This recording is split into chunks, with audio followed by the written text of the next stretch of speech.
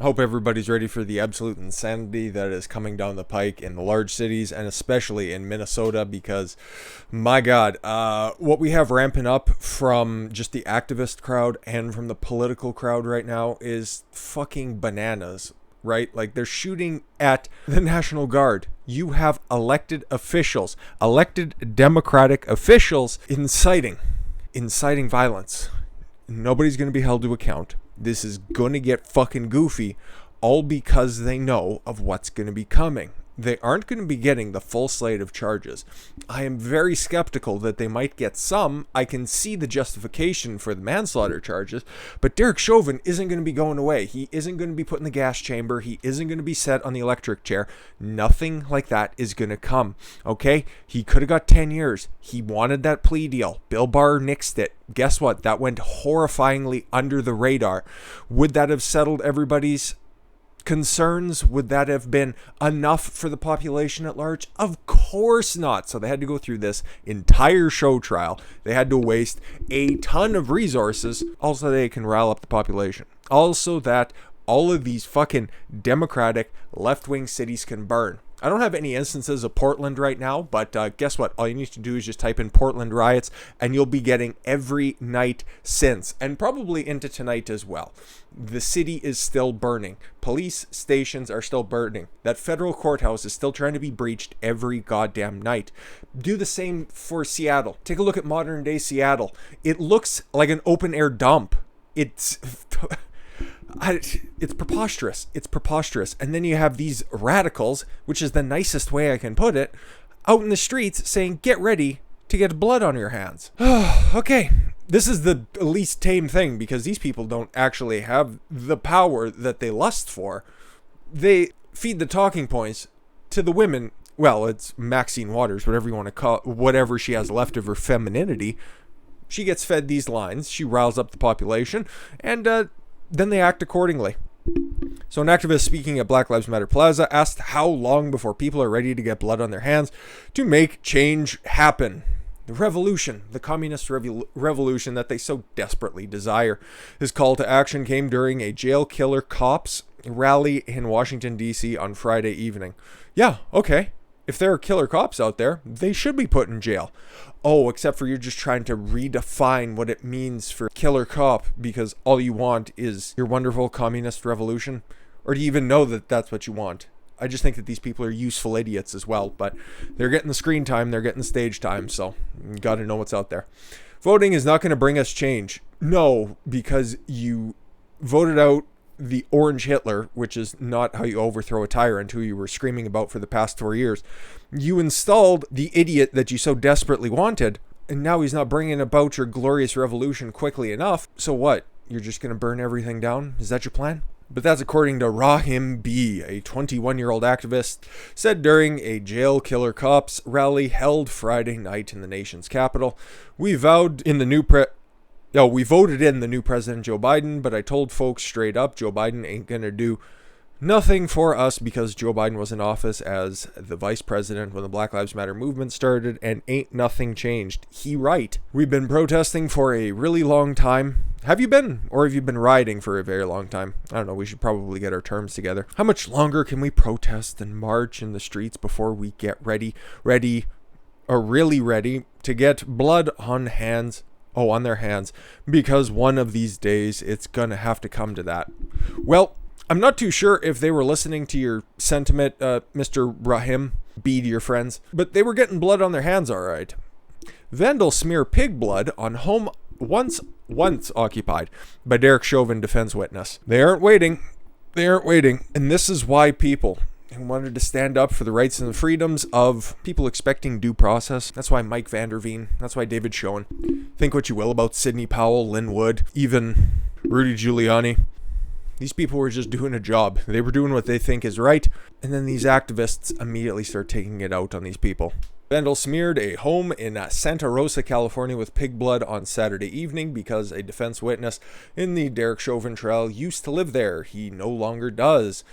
Chauvin, a former Minneapolis Police Department officer, we know last week Chauvin's defense lawyer called upon Barry Broad. Oh yes, a use of force expert, the guy with the white hair, if I remember correctly, to testify that Chauvin did not act unreasonably when he applied his knee to the handcuffed Floyd. Yeah, he just read what was in the Minneapolis Police Department's training manual, seen that it was there, looked at the tape, and it's like, yeah, okay, in my opinion, it checks out. There were several other people who said that, yes, it doesn't check out. Imagine that. People can have conflicting opinions. Oh, but you can't in the communist utopia that you so desperately want. I understand. Broad used to be a police officer in Santa Rosa for 22 years.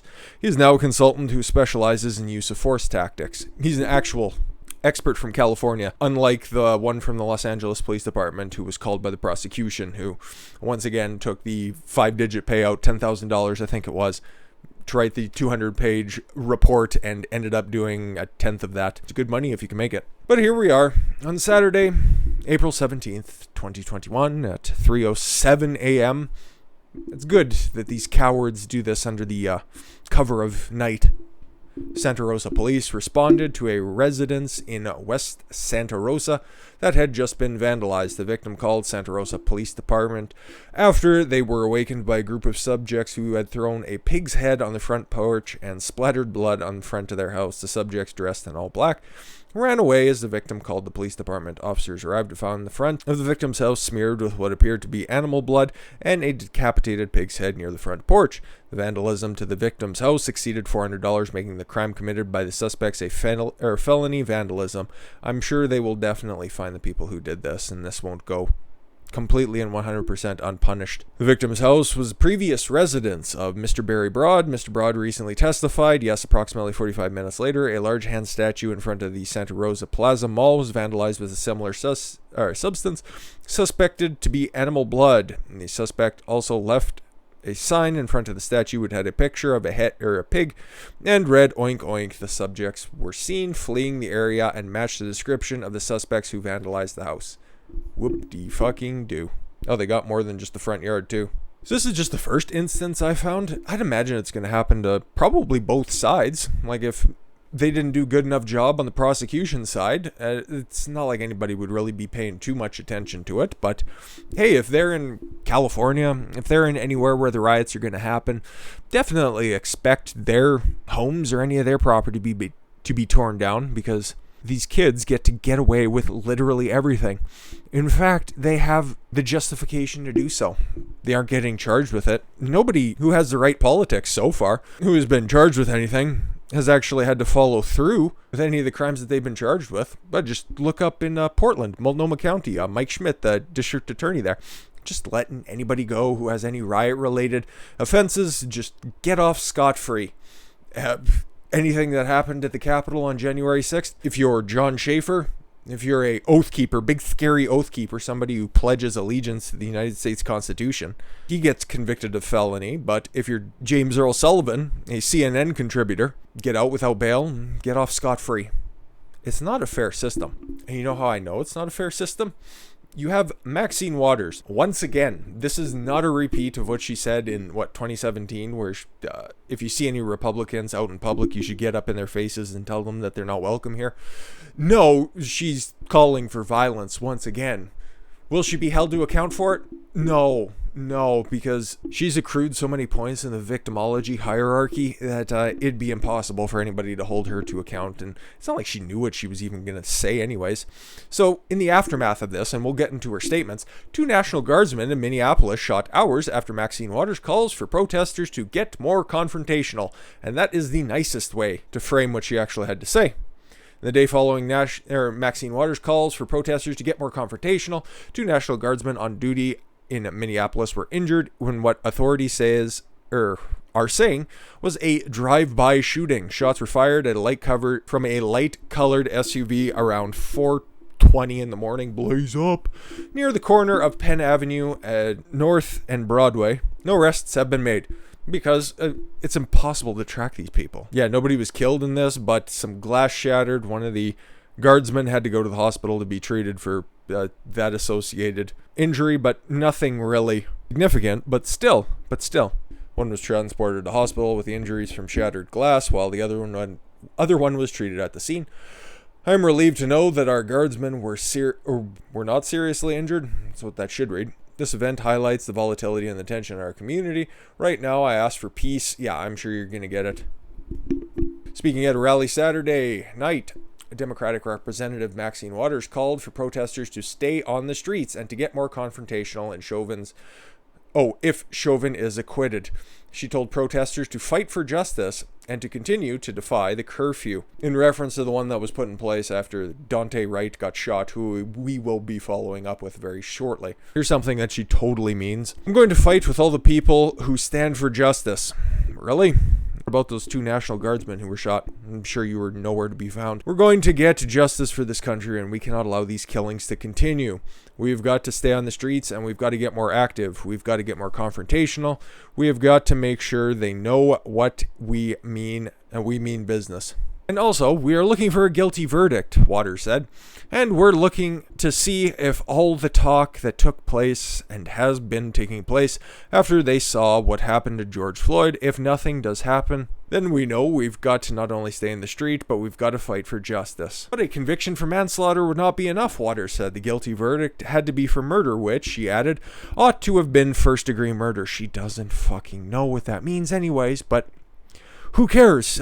She has the right politics. She can say whatever she wants. Waters said the Democrats should pass a police reform bill over the objections of the right-wing racists. Oh, okay.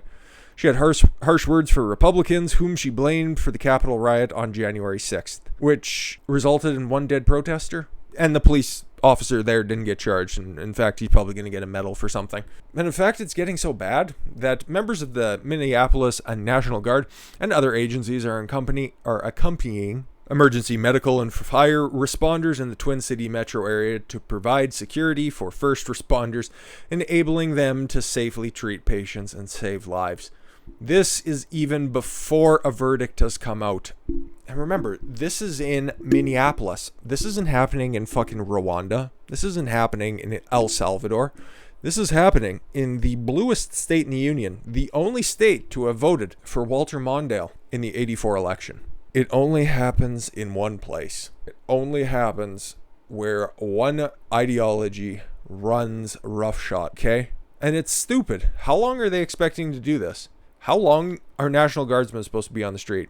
Do they want a perpetual police state? Do they want to control all your movement, making sure that they try to take away your guns? They want to come in with gun control, which wouldn't have stopped fucking anything in regards to any of these mass shootings and all these black kids getting killed all the time for no good reason. Well, that's exactly what they want.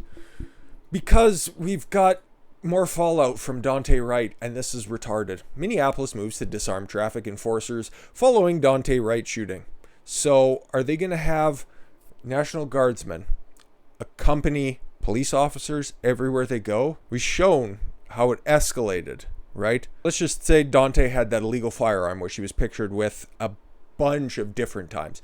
The one that he was cited for, and the reason why he had the warrant out for his arrest. Let's say he had that on him. And what? Kim Wright actually just had a taser? That's all she had? No, not Kim Wright. Kim Potter, sorry. All she had was that taser? You're going to tell me that, a baton is going to be more effective than somebody with an illegal firearm? This is stupid. This is really, really stupid. The Minneapolis City Council voted unanimously on Friday to create a traffic safety division, a traffic enforcement unit which would be separate from the city's police and would be unarmed. Who in their right mind would sign up for this? According to city council documents, the move is meant to increase traffic safety, eliminate racial disparity in traffic enforcement. Oh, okay, so what? You see a black guy or you see a Hispanic guy run a red light, you notice that he's black or brown, you're not going to enforce that because you don't want to end up in a situation like this. This is a scenario that this can create. God, this is so fucking stupid. According to city council documents, the move is meant to increase traffic safety, eliminate racial disparity in traffic enforcement, educate the public on vehicular safety. Okay, this can be done separate to taking away a sidearm from a cop. Okay, there was one instance of some bitch pulling a gun. Okay, yeah, she fucked up. Yeah, he didn't deserve to die. But at the same time, he didn't have to resist arrest, and none of this would have happened. How about educating the public on how to deal with police officers? How about that? No, would that be racist? Probably. The vote comes 1 week after the killing of Daunte Wright. Yay, Wright was pulled over by police for having expired vehicle registration tag and the air freshener in his window. Or it is rearview mirror, right? Wright resisted arrest. The police officer apparently attempted to subdue Wright with her taser, but shot him with a gun instead. Wright died shortly afterwards after plowing into somebody else. So, okay, again, let's just say nobody had a sidearm. Like, they've got the new traffic safety division out there. He hops back in his vehicle. A high-speed chase ensues. He runs over somebody in a crosswalk. Cool. So instead of wasting a criminal, you end up causing the suffering of somebody else who had nothing to do with the situation at large. Congratulations. You're solving racism, one restricted firearm at a time. But this is merely the tip of the iceberg. This is going to be a horrific week if we get a decision, because there's going to be riots regardless. They're already getting riled up, from the likes of Maxine Waters to the activists taking to the street across the country. That first story came out of Washington, D.C. You think that there's not going to be a riot there? Of course there is. Of course there is. And they're going to be justified with their righteous fury because there's so many racists out there, obviously. You just see them everywhere you go. These are the same people who think that COVID has a 50% mortality rate. Unless, of course, you're protesting in the name of racial justice. Oh, these people are fucking retarded. And unfortunately, I got some more black pills after this one, because if you guys remember Robert Hoogland, he was the guy who was jailed because he misgendered his daughter. Well, we got a decision in that one. And yeah, get ready for the entire bottle of black pills on that one, because it doesn't get any better and nobody's covering it. So I figured, what the fuck? Let's take a look. Thank you all very much for the gift of your time. I've been Don Consuelo. I want you to follow your gut and get after it. Take care, everyone.